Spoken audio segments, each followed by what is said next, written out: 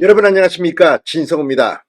윤석열 대통령의 탄핵소추안이 이제 헌법재판소로 넘어왔고 오늘 첫 번째 변론 기일이 열리고 있습니다.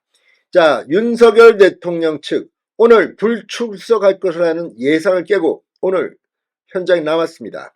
오늘 이 자리에서 주심은 정형식 헌법재판관입니다. 지금 현재 헌법재판소에는 9명의 헌법재판관 중 6명밖에 없습니다.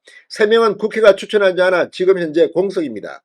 한덕수 대통령 권한 대행의 임명을 놓고 지금 여야가 싸우고 있는 중입니다. 그런데 이런 가운데 열린 오늘 첫 번째 변론 기일에서 굉장히 중요한 이야기가 하나 나왔습니다.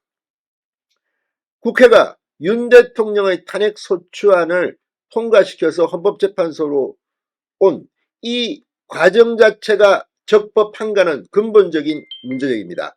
오늘 정형식 헌법재판관, 이 사건의 주심 재판관이 이 문제를 거론했습니다. 윤 대통령 측 변호인은 맞다고 했습니다. 자, 이제 이 부분도 따져봐야 합니다. 뿐만 아니라 오늘 정청래 민주당 법사위원장 등 국회 측은 신속하게 해달라, 이걸 계속 강조하고 있습니다. 그런데 이 문제에 대해서도 윤갑근 변호사, 윤석열 대통령의 변호인단에서 문제 제기를 했습니다.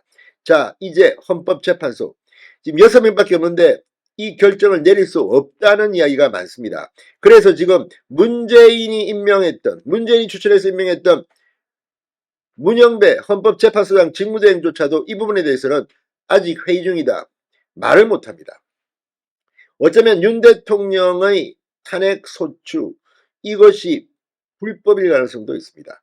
지금 윤 대통령의 헌재 재판은 소용돌이 속으로 빠져들고 있습니다. 진성호의 융단 폭격 시작합니다. 더불어민주당을 융단 폭격합니다. 윤석열 대통령 측이 국회의 탄핵소추가 적법한지 여부도 앞으로 재판에서 따지겠다고 말했습니다. 탄핵심판의 출발점부터 다시 따져보고 아울러 그 과정에서 이루어진 송달 문제까지 지적했습니다. 헌법재판소가 방금 전 윤 대통령 탄핵심판의 1회 변론 준비기를 열었습니다. 쟁점 정리를 주도할 수명재판관인 이 정형식 이미선 재판관이 심리를 진행했습니다. 주심재판관은 정형식 재판관입니다. 정형식 헌법재판관이 윤석열 대통령 측에 물었습니다. 탄핵심판 청구의 적법 요건을 다툴 생각이 있느냐? 윤 대통령의 대리인인 배보윤 변호사는 네, 있다. 구체적인 것 답변서로 제출하겠다고 말했습니다. 자, 지난 7일 윤석열 대통령의 탄핵소추안이 정족수 미달에 따른 투표 불성립으로 폐기됐습니다. 그런데 일주일 뒤 국회는 다시 14일 유사한 내용의 탄핵소추안을 의결한 과정, 그게 적법한지 여부를 다투겠다는 취지로 보입니다. 윤석열 대통령 측은 또 헌재의 송달 과정이 적법하지 않았다는 주장도 펼쳤습니다. 윤 대통령 측 윤갑근 변호사는 헌법재판소의 송달이 적법했냐 하는 부분에 대해 말하자면 적법하지 않다.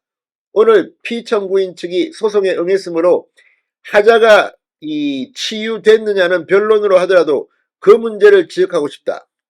실제로 지금 이재명은 저렇게 송달 거부하고 국선 변호사 선임까지 안내할 정도로 시간을 질질 끌어도 말이 없으면서 윤 대통령에 대해서 헌법재판소가 그거 송달된 걸로 간주하겠다. 이건 누가 봐도 편파적이라는 생각이 듭니다. 윤 대통령 측은 비상계엄과 관련해 계엄이 선포됐고 포고령이 발표됐다는 정도의 표면적 사실관계는 인정했습니다. 다만 계엄 선포의 경과, 국무회의 회의록과 포고령 발표와 관련한 구체적인 내용은 설명할 내용이 있다며 추후 정리에 밝히겠다고 말했습니다. 윤 대통령 측은 소추인 측에 비해 변호인단 수가 적고 저희가 충분히 준비해야 하는 상황이다.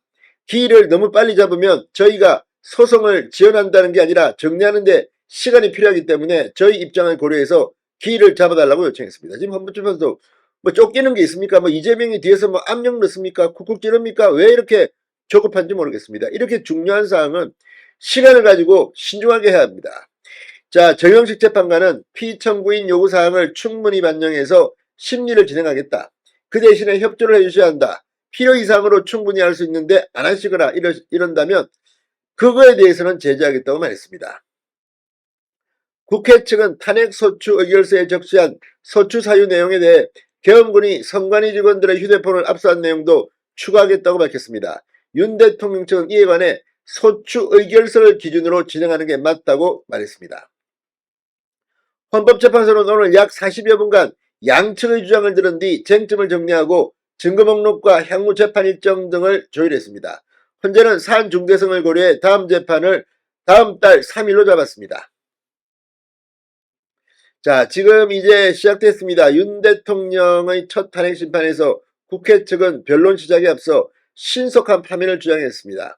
윤석열 대통령 측은 변론이 개시되는 시간에 임박해 도착해 별도 견해 표명 없이 곧바로 입장했습니다.